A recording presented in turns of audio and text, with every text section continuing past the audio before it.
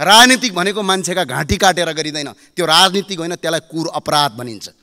यो देशमा हिंसालाई माफ हुँदैन, चाहे त्यो राजनीतिक रूपमा गरोस् चाहे त्यो गैर राजनीतिक रूपमा गरोस्। तर यो विधेयकले के गर्छ भने हिंसालाई माफ गर्छ। यो विधेयकले प्रष्टै भनिएको छ, कुनै पनि राजनीतिक दल या कुनै समूह, कुनै उपसमूह, कुनै एउटा तपाईको ग्याङ भनौँ, ग्याङले कुनै पनि मान्छेको हिंसा र हत्या गरेर यदि ऊ शान्ति वार्तामा आउन चाहन्छ भने उसले गरेका 7 खुन, हजारौं खुनहरू माफ गर्ने, उसलाई राजनीतिक दलको दर्जा दिने। यदि यो परम्परा भयो भने भोलि कोही जीवित रहन्छ?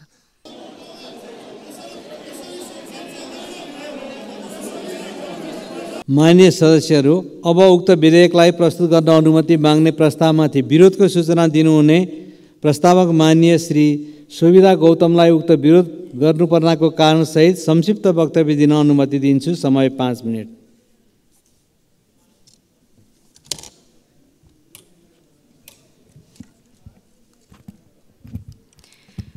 सम्माननीय सभामुख महोदय, सरकारले आज केही नेपाल ऐनलाई संशोधन गर्न बनेको विधेयक 2080 प्रस्तुत गर्ने कार्यतालिका रहेछ। तर यो विधेयक सदनमा जस्ताको तस्तै प्रस्तुत हुनु हुँदैन, म यसको विरोध गर्दछु। यो विधेयक जस्ताको तस्तै प्रस्तुत हुनु नपर्नेको धेरै कारणहरू छन्, तर म विशेष गरी 2 संवेदनशील कारणहरू प्रस्तुत गर्न चाहन्छु। पहिलो कारण, शक्ति पृथकीकरणको सिद्धान्त लोकतान्त्रिक व्यवस्थाको अपरिहार्य र आधारभूत सिद्धान्त हो र हुनुपर्छ, जसलाई नेपालको संविधानले पनि अंगीकार गरेको छ।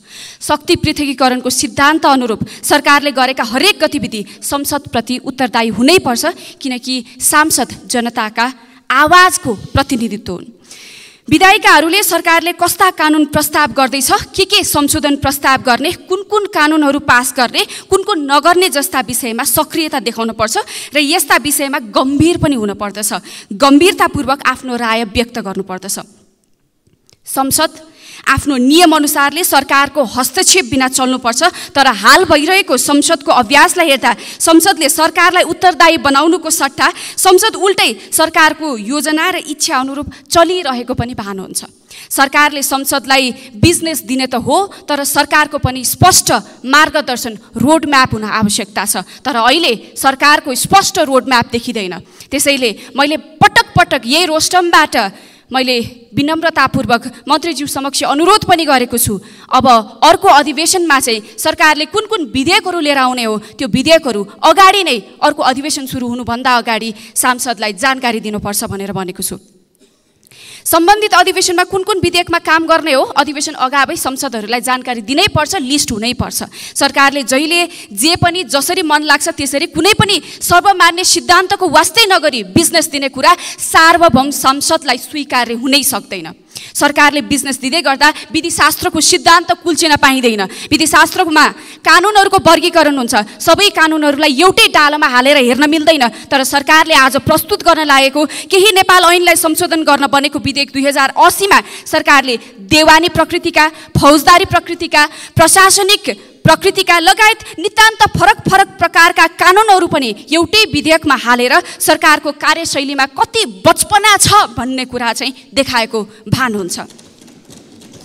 यस सँगसँगै यस विधेयकमा केही राम्रा प्रस्तावहरू पनि आएका छन्, तर केही डरलाग्दा नेपालको सार्वभौमिकता, अखण्डता र शान्ति सुरक्षालाई चुनौती दिने दफाहरू पनि प्रस्तुत गरिएका छन्। सरकारले यस्ता डरलाग्दा कानुनहरू पास गराउन नियत बस्ने यस्ता प्रकारका कानुनहरू एउटै विधेयकमा हालेर लिएर आएको हो कि भन्ने पनि आशंका उब्जिन्छ। उदाहरणको लागि एउटा म प्रस्तुत गर्न चाहन्छु। यस विधेयकको दफा 64 मा मुलुकी फौजदारी कार्यविधि संहिता 2074 मा संशोधन भन्ने शीर्षकमा शान्तिपूर्ण राजनीतिको मूलधारमा ल्याउन मुद्दा फिर्ता लिन सकिने भन्ने प्रावधान प्रस्ताव गरेको छ, जसमा कुनै पनि राजनीतिक दल वा समूहले हिंसात्मक क्रियाकलाप सञ्चालन गरिरहेकोमा ती समूहलाई मूलधारमा ल्याउन राजनीतिक सम्झौताको माध्यमबाट नेपाल सरकार बाधी भई दायर भएको मुद्दा जुनसुकै तहको अदालतमा विचाराधीन भएको पनि मुद्दा फिर्ता लिन सक्ने र मुद्दा फिर्ता लिन बाधा नपर्ने कुरा उल्लेख गरिएको छ।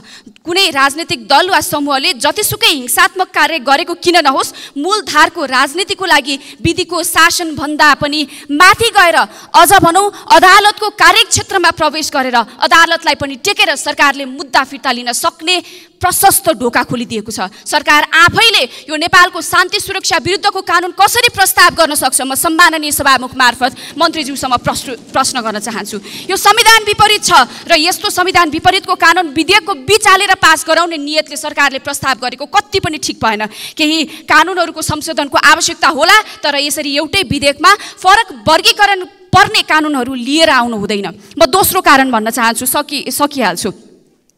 यस विधेयकमा कुल 80 वटा ऐनहरू विभिन्न दफा संशोधनको लागि लिएर आइएको छ। उस्तै प्रकृतिका कानुनहरू नहुँदा र आकर्षित कानुनहरूको सङ्ख्या पनि धेरै हुने हुँदा प्रतिनिधि सभा नियमावली 2079 बमोजिम संशोधन प्रस्ताव गर्न चाहने सांसदहरूले 72 घण्टाभित्र आफ्नो संशोधन दिन पनि व्यावहारिक हिसाबले कठिन देखिन्छ। सम्माननीय सभामुख महोदय, हतारमा संसदबाट कुनै संशोधन नआउन् भनेर सरकारले नियत बस्ने धेरै ऐनहरू आकर्षित गरेर लिएर आएको हो कि भन्ने आशंका पनि उब्जिन्छ। यहाँ सरकारले प्रस्तुत गर्न खोजेको यो विधेयक नेपाल र नेपालीको हित विपरीत छ। सरकारले एउटा विधेयकमा धेरै ऐनहरू संशोधन हालेर होइन, छुट्टा छुट्टै वा एकै प्रकृतिका ऐनको संशोधन प्रस्ताव गरेर र संसदले व्यावहारिक हिसाबले अध्ययन गर्न सक्ने किसिमले विधेयक प्रस्तुत गरोस्। तर यो विधेयक जस्ताको तस्तै प्रस्तुत हुनुले नेपालको भविष्य सङ्कटमा पर्न सक्ने खतरा भएको हुनाले म यो केही नेपाल ऐनलाई संशोधन गर्न बनेको 2080 को सदनमा प्रस्तुतको विरोध गर्दछु। धन्यवाद।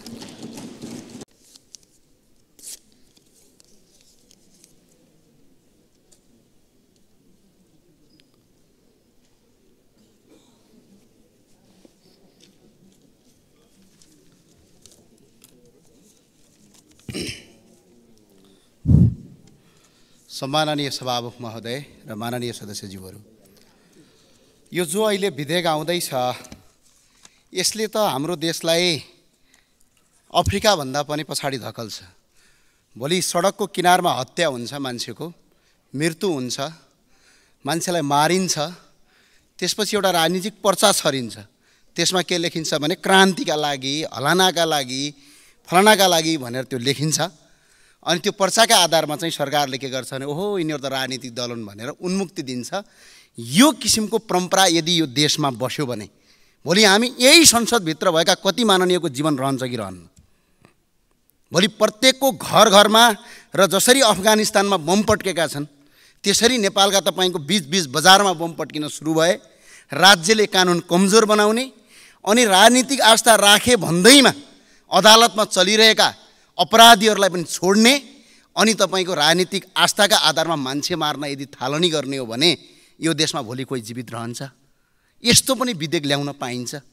यो विधेयकले त अहिले हामी प्रतिपक्षमा छौँ, यसको मतलब यो होइन कि हामीले यो विधेयक प्रतिपक्षमा भएका कारणले विरोध गरेका होइनौँ। यो विधेयक जो ल्याइएको छ त्यसका प्रत्येक दफा पढ्नुहोस्। म प्रत्येक दफा पढ्दाखेरि यहाँ के महसुस हुन्छ भने कुनै पनि कुरा उल्लेख गरिए तापनि, कुनै पनि मान्छेले मान्छे मारे तापनि, हत्या गरे तापनि, बम पड्काए पनि, घर आगजनी गरे पनि र चल्दै गरेका बसहरू जलाए पनि त्यो व्यक्तिले म राजनीतिक दलको मान्छे हो, म चाहिँ वार्तामा आउन चाहन्छु, मेरा सबै मुद्दा फिर्ता लग भनेपछि फिर्ता लिने हो भने भोलि यो देशमा विद्रोही समूह जन्मिँदैन भन्ने केही ग्यारेन्टी छ? राजनीतिक भनेको शान्तिपूर्ण गरिन्छ, राजनीतिक भनेको विचारले गरिन्छ, राजनीतिक भनेको मान्छेका घाँटी काटेर गरिँदैन। त्यो राजनीतिक होइन, त्यसलाई कुर अपराध भनिन्छ। अपराधलाई पनि तपाईँको यदि यसरी मान्ने हो भने, यसरी यो विधेयक ल्याउने हो भने यहाँ त अलिकति ठुला बडाहरू त उम्किहाल्छन्। नेपालका हामीले हरेक किसिमका क्रान्तिहरू हेरेका छौँ, परिवर्तनहरू हेरेका छौँ, हामीले पनि इतिहास पढेका छौँ। 2007 सालदेखि लगेर 2036 सालदेखि लगेर 2046-47 सालदेखि लगेर 2052, 2062, 63 सालसम्मको इतिहास पल्टाएर हेर्नुहोस्। यदि आज यो देशमा कोही मरेको छ भने गरिब, सर्वहारा वर्ग, जनजाति, दलित र पिछडित वर्गका मान्छे युद्धमा मारिएका छन्। चाहे त्यो सरकार पक्षबाट हुन्, चाहे त्यो विद्रोही पक्षबाट हुन्।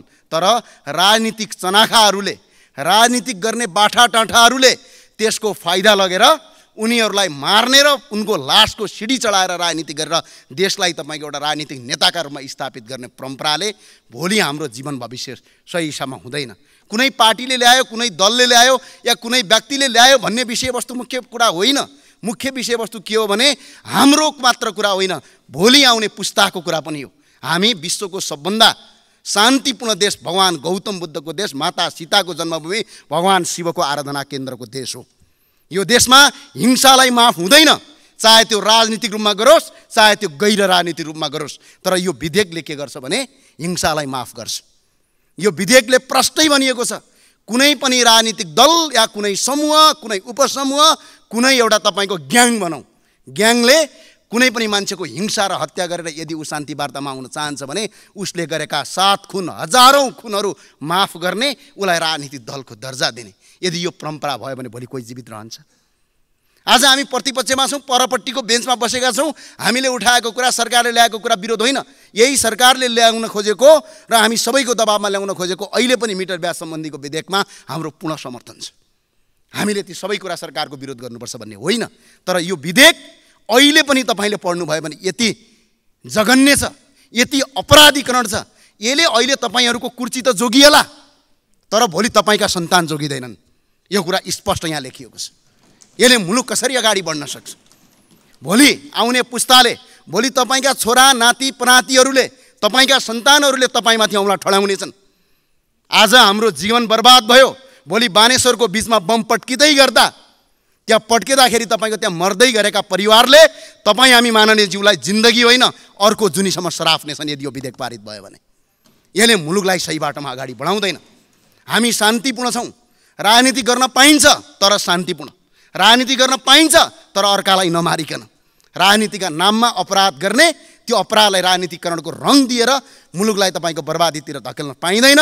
र यस्ता किसिमका विधेयक ल्याउनभन्दा अगाडि त हामीले लाज मान्नुपर्छ, आफ्ना छोराछोरीको भविष्य हेर्नुपर्छ। हुन त अब नेताजीहरूका छोराछोरी सबै विदेश छन्, त्यो भए हुनाले यो लाज श्रम मान्नुपर्ने अवस्था छ। त्यो भएको हुनाले सम्माननीय सभामुख महोदय, म यो विधेयक ल्याउनु हुँदैन भन्ने पक्षमा छु। यो विधेयक ल्याउने मान्छेलाई पनि सोध्न चाहन्छु के का आधारमा ल्याइएको। हस्, धन्यवाद। जय राष्ट्रवाद। श्री शोभिता गौतम। सम्माननीय सभामुख महोदय, जेठ 15, 2079 तारा एयरको जहाज मुस्ताङमा दुर्घटना, 22 जनाको मृत्यु। माघ 1, 2079 यति एयरको जहाज पोखरामा दुर्घटना, 72 जनाको मृत्यु। चैत्र 25, 2079 एयर डाइनेस्टीको हेलिकप्टर दुर्घटना। चैत्र 26, 2079 हेली एभरेस्टको हेलिकप्टर अन्नपूर्ण बेस क्याम्पमा दुर्घटना। वैशाख 22, 2080 सिमरिक एयरको हेलिकप्टर दुर्घटनामा 1 जनाको मृत्यु, 4 जना घाइते। र यो अहिलेको सोलुखुम्बुको लिखु पिकेमा मनाङ एयरको दुर्घटना, हेलिकप्टर दुर्घटनामा 5 जना विदेशी सहित 6 जनाको दुःखद दुर्घटना भएको छ। यी समाचारहरू धेरै सङ्ख्यामा सुन्न आएका हवाई क्षेत्रका गम्भीर उदाहरणहरू हुन्। संसारमा यातायातका साधनहरूमध्ये सबैभन्दा सुरक्षित मानिने हवाई यातायात नेपालमा सबैभन्दा असुरक्षित देखिएको छ। उडान सुरक्षाको अवस्था निरन्तर ओह्रालो लागेको छ। यो नियामकीय असक्षमता र टोटल रेगुलेटरी फेलियर हो। सम्माननीय सभामुख महोदय, यात्रा गर्ने यात्रुले राज्य छ, हामी यात्रा गर्दा सुरक्षित छौँ भन्ने आश्वस्त भएर यात्रा गरेको हुन्छ। चालक वा एयरलाइन्सको गल्ती देखाएर राज्यले उन्मुक्ति पाउन सक्दैन। सम्माननीय सभामुख महोदय, यदि त्यस्तो हुने हो भनेदेखि अन्यत्र पनि जहाज खसै हुन्थ्यो होला नि, तर एयरलाइन्स नै जवाफ दिने हुने भएदेखि यो नियामक निकाय किन चाहिएको? सम्माननीय सभामुख महोदय, म मन्त्रीज्यूसँग प्रश्न गर्न चाहन्छु। उडान सुरक्षामा कन्टिन्युस सेफ्टी ओभरसाइट चाहिने भनेकै यसैको लागि हो। विश्वका अन्य देशमा नियामक निकायको प्रमुख उद्देश्य भनेकै सुरक्षाको सुनिश्चितता गर्नु हो। तर हामी कहाँ चाहिँ नियामक निकाय अथवा नागरिक उड्डयन प्राधिकरण ठुल्ठुला प्रोजेक्ट बनाउन, ठुल्ठुला टर्मिनल भवन बनाउन, विमानस्थल सञ्चालन व्यवसाय गर्नमा फोकस अथवा केन्द्रित भएको देखिन्छ। यही नै हो कन्फ्लिक्ट अफ इन्ट्रेस्ट भनेको। त्यसैले नेपालमा एउटा पृथक विशिष्टीकृत र सशक्त नियामक निकाय चाहिएकै छ। राष्ट्रिय स्वतन्त्र पार्टीले सेवा प्रदायक र नियामक निकाय छुट्टा छुट्टै हुनुपर्छ भनेर स्पष्ट माग राख्दै आएको छ। सदस्य श्री ज्ञानबहादुर साई।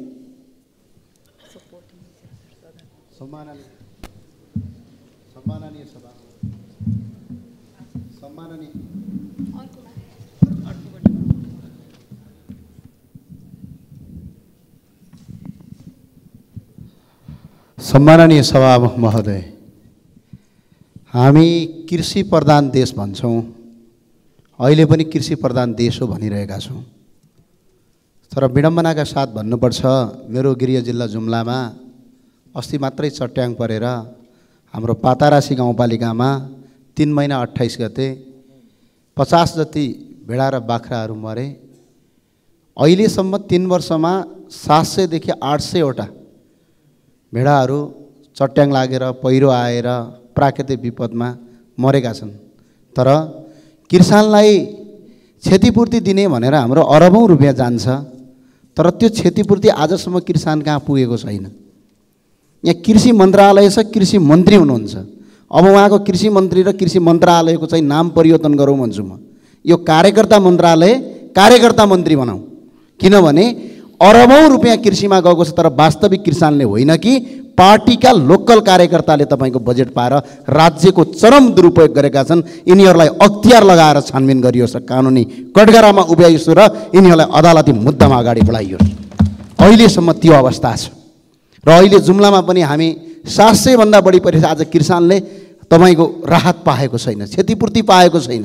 र अर्को एउटा विषयवस्तु म यहाँ भन्न गइरहेको छु, जिल्लामा कृषि कार्यालय छन्, तर ती कृषि कार्यालयले किसानको काम गर्नुको सट्टा पार्टीको काम गर्छन्, कार्यकर्ताको काम गर्छन्। मेरो जुम्लामा त कस्तोसम्म छ भने अस्ति 4-5 वटा बुटा स्याउको लगाएको छ, 17 लाख भन्दा 18 लाख भन्दा बढी तपाईँको सरकारबाट तपाईँको राहत पाएको छ। यहीँबाट राहत मिलाएर लगिन्छ।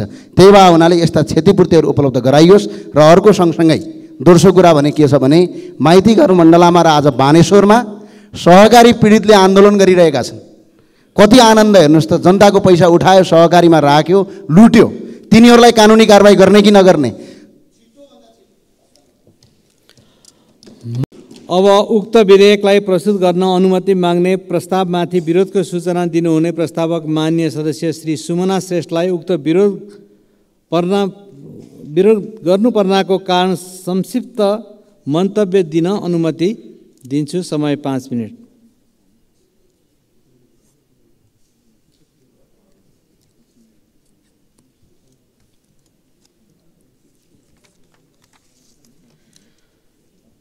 सम्मानीय सभामुख महोदय, यो असल मन्त्रालयले ल्याएको विधेयक त हुँदै होइन। यो शक्ति पृथकीकरणको सिद्धान्त विपरीत छ। बुदागत रूपमा भन्नुपर्दा यो संविधानको धारा 1, धारा 21 र धारा 46 विपरीत छ। संविधान विपरीतको यो विधेयक कसरी कानुन मन्त्रालयको टेबलबाट पास भयो म जान्न चाहन्छु। यो कानुनी सिद्धान्त विपरीत मुलुकी अपराध संहिता दफा 41 विपरीत पनि छ। यो सम्मानित सर्वोच्च अदालतबाट प्रतिपादित नजिर विपरीत छ। पढ्नुहोला, निर्णय नम्बर 8013 नेपाल कानुन पत्रिका 2066 अङ्क 9 मा पनि छ। यो म पढेर पनि सुनाउँछु। कानुन र संविधानको मन्चाए जुनसुकै मुद्दा फिर्ता लिन हुन्छ भन्ने होइन र सरकारको उद्देश्य दण्डहीनतालाई प्रोत्साहन दिनु पनि होइन। गम्भीर प्रकृतिका मानवीय कानुन उल्लङ्घन भएका मुद्दाहरूमा समेत विषयवस्तुको गम्भीरता नहेरी सरकारले फिर्ता लिँदै जाने र अदालतले पनि औचित्यतर्फ नहेर्ने हो भने जनताको जीवधनको संरक्षण गर्ने सरकारको उत्तरदायित्व तथा जवाफदेहितापनको अभाव हुन गई कानुनी राज्यको अस्तित्वमै प्रश्न उठ्छ। हामीले कस्तो नेपाल परिकल्पना गरिरहेका छौँ सभामुख महोदय? यो धेरै अन्तर्राष्ट्रिय कानुनहरूमा हामीले सही गरेका छौँ, त्यसको विपरीत पनि छ। यो अदालतको काम कर्तव्य र अधिकारमा प्रत्यक्ष राजनीतिक कर्मीहरूको हस्तक्षेप भयो। मैले यी आधारहरू दिएँ। अब म सामान्य नेपाली नागरिकको आँखाबाट यो विधेयक तौलन्छु। यो हामीले राजनीतिको नाममा कसलाई बचाउन ल्याएको ऐन हो? यो विधेयक हो। यो इटा भट्टामा मान्छे जिउँदै पोल्ने मान्छेलाई बचाउन ल्याएको हो कि एम्बुलेन्सबाट मान्छे थुतेर मान्छे बचाउनलाई ल्याएको हो? यो एम्बुलेन्सबाट मान्छे थुतेर मान्छे मार्ने मान्छेलाई ल्याएको हो अथवा भाला रोपेर मान्छे मार्नेको मान्छेलाई बचाउनलाई ल्याएको हो? यो कसको लागि ल्याएको हो यो विधेयक? नेपालीको लागि ल्याएको त होइन। आयोगमाथि आयोग गठन हुन्छ, तर कहिले पनि त्यो आयोगको प्रतिवेदन सार्वजनिक हुँदैन। कसलाई बचाउनलाई? हामीले जनतालाई सेवा गर्छु भनेर नमस्कार ज्यू हजुर गरेर भोट माग्ने अनि यहाँ आएपछि जनतामाथि दमन गर्ने मालिक बन्न खोज्ने यो विधेयक ल्याएर हामीले कस्तो राजनीतिक चरित्र परिकल्पना गरिरहेछौँ? कुनै पनि पोलिटिकल पार्टीमा नेपालको समुदाय नअट्ने ताकि उहाँहरूले हिंसाकै बाटो रोज्नुपर्ने परिमार्जन गर्नु छ, आफ्नो पोलिटिकल पार्टी परिमार्जन गर्नु। नेपालको संविधान विपरीतको विधेयक ल्याउने होइन। जस्तो सुकै अपराधलाई पनि राजनीतिको नाम दिएर कुकर्म र अपराधलाई प्रशय र संरक्षण दिन पाइँदैन। अपराधलाई पखाल्ने यो गङ्गाजल यो सदन होइन। राजनीतिको परिभाषा नै हामीले परिवर्तन गर्दैछौँ यो विधेयक मार्फत। त्यति मात्र होइन सभामुख महोदय, अपराधलाई राजनीतिकरण र निस्वार्थ भावले गर्नुपर्ने राजनीतिलाई अपराधीकरण गर्दैछौँ। एउटा अपराधी र राजनीतिज्ञको डेफिनेसन नै हामीले धमिल्याइरहेका छौँ। यो कस्तो विधेयक हो यो? आज हामी जननिर्वाचित सांसदहरू छौँ।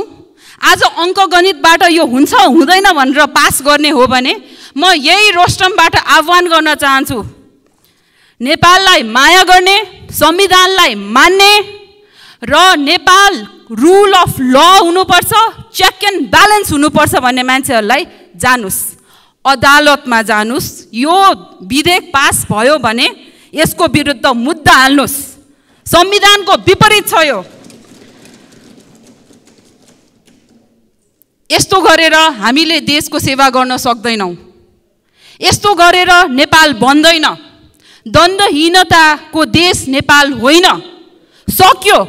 हिंसाको च्याप्टर नेपालको इतिहासमा सक्यो। अब हामी एउटा ठाउँमा आइसकेका छौँ। अब हिंसालाई नेपालमा कसै दलको राजनीतिक आडमा चोख्याउन पाइँदैन। धन्यवाद।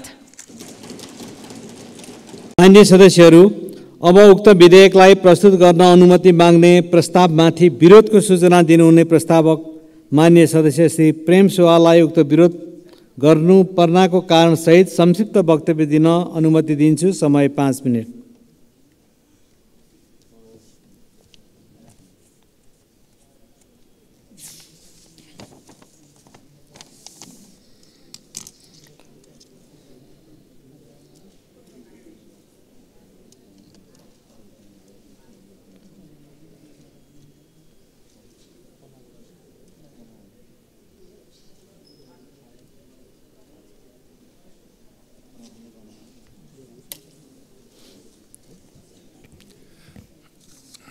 सभामुख महोदय, यो केही नेपाल ऐन संशोधन गर्न बनेको विधेयक 2080 को यो विरोधको सूचना प्रस्तुत म गर्न चाहन्छु र अहिले देशको एउटा महत्त्वपूर्ण विषय पनि म राख्न चाहन्छु। गएको शुक्रबारको बाँधीले झापाको गौरीगञ्ज गाउँपालिका वडा नम्बर 2 स्थित 10 गजामा रहेको 140/15 नम्बरको सीमास्तम्भ बगाएको सिंहदरबार स्थित सम्बन्धित मन्त्रीलाई थाहा छ कि छैन?